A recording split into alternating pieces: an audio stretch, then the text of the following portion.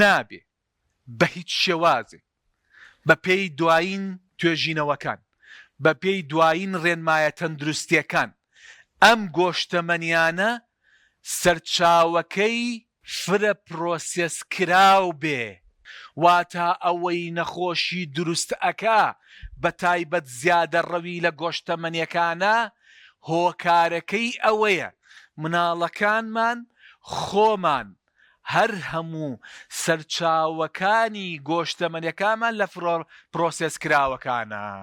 یعنی چی فرە پرۆسێسکراوەکان؟ یعنی گۆشتی گەس و گۆشتی ئەم گۆشتانەی کە لە فاسفودانە ئەم فاسفودانە ئەوەی ئێستا بە پێڵین فاسفود بە هەمبرگر و ئەوەکانی کە و ئەمانە بەڕاستی ئەوەی سەرچاوەی فرە پرۆسێسکراوە ئەمانە سەرچاوەی نەخۆشین.